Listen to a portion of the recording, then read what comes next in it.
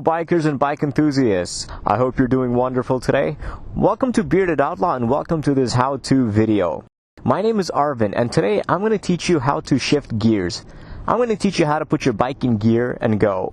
In order to do this, I'm going to explain to you how a transmission works in relationship to an engine and how it delivers power to the wheel. Then I'm going to show you how this theory is applied on a motorcycle. Let's go. So, a motorcycle has an engine, and the speed that it spins is referred to as revolutions per minute or RPMs. Now, while the engine is running, it is always going to keep spinning, and so the RPMs are never going to reach zero unless you shut off the engine. Now, the speed of the engine without any throttle input is referred to as idle RPM. On my Yamaha R3, it's about 1,500. Now, the maximum speed that the engine spins is referred to as redline, noted by the red markings in the tachometer. On this Yamaha R3, it's about 12,500. Now, this is very important because you don't want your engine RPMs to go past redline. Now, when you're upshifting, this is not much of an issue because the engine has a rev limiter which doesn't let you go past redline. But this is an issue when you are downshifting, and we'll talk more about this later. Now that we know how an engine works, we need to talk about how it delivers power to the wheel. The engine is connected to the crankshaft, which is constantly spinning. The crankshaft is connected to the transmission, which powers the wheel. The lower the gear, the greater the acceleration and a lower top speed. But at the same time, a higher gear will give you a greater top speed, but at a much lower acceleration. To shift gears, you're going to be using the gear lever, which is found under your left foot. Now, in some older variants, neutral is in the bottommost position where you pull up to upshift and you push down to downshift. In other variants, neutral is in the topmost position where you push down to upshift and you pull up to downshift. On newer bikes like this Yamaha R3, first gear is going to be in the bottommost position with the highest position holding your highest gear, with neutral wedged between first and second gear.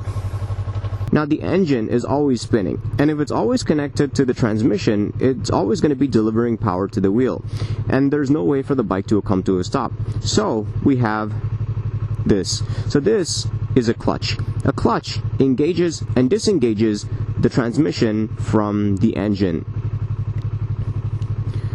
So now that we know about the engine, the transmission, and the clutch, let's see how they all work together. Now let's think of it this way. The engine is spinning, and because the clutch is pulled in, it isn't delivering any power to the transmission.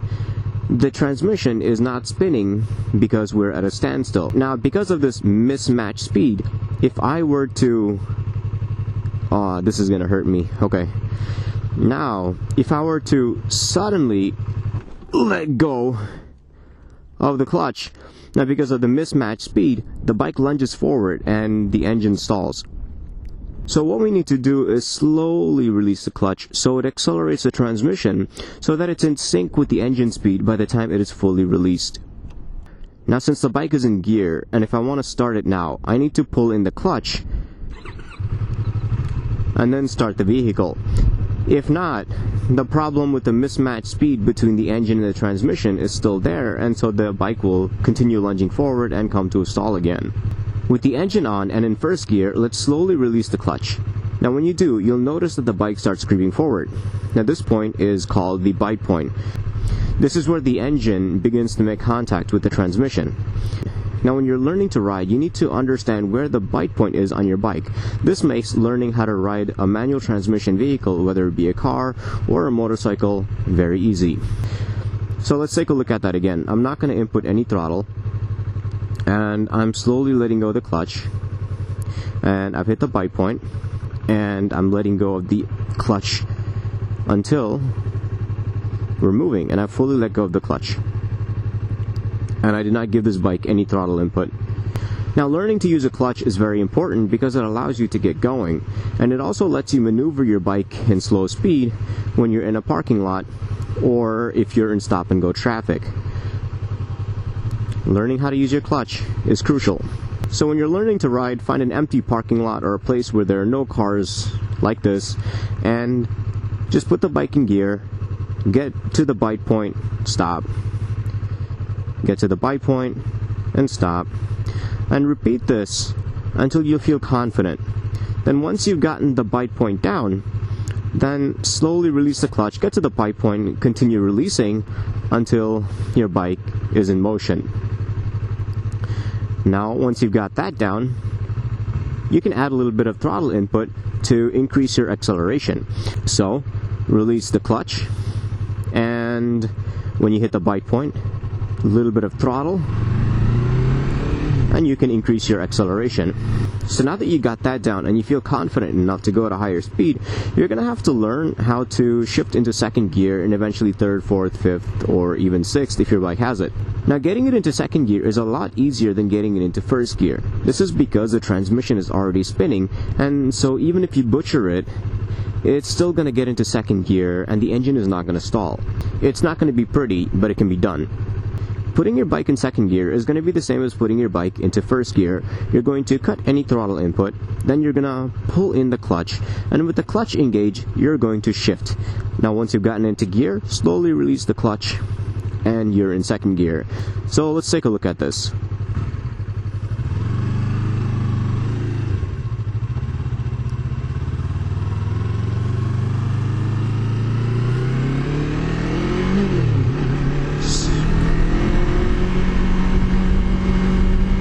And once you get confident with second gear, you can go to third, and fourth, and so on.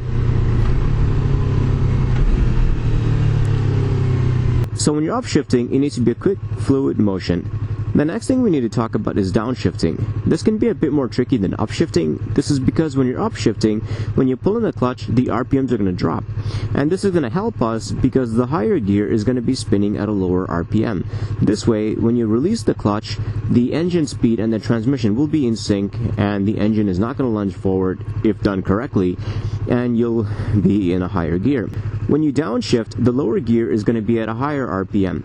When you pull in the clutch, because the RPMs are going to drop, you need to give it a little bit of throttle input before releasing the clutch. If this is done correctly, you're going to get a smooth downshift with a very sexy sound.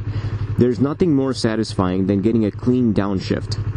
So that's the basics of how to put your bike in gear, how to shift up, and how to shift down. Some people will tell you to shift at certain RPMs, but this all depends on how you're riding. If you're going to be accelerating slow, and if you want higher fuel efficiency, you're probably going to be shifting at a lower RPM. But on the other hand, if you're going to be riding more aggressively, you're probably going to be shifting at a much higher RPM, closer to redline. So when to shift all depends on the kind of ride that you're trying to get out of your bike. So, fellow bikers, once you have an understanding of how a clutch, an engine, and a transmission work together, you'll soon be riding smooth on the street full of confidence. It sounds a lot more complicated than it actually is, and with a bit of practice, this will become second nature to you. So, keep practicing, and with that, I'm going to end the video here. I hope this video helps you guys get on the streets, experience freedom and true exhilaration. Remember, you don't stop riding because you get old because you stop riding. So don't stop.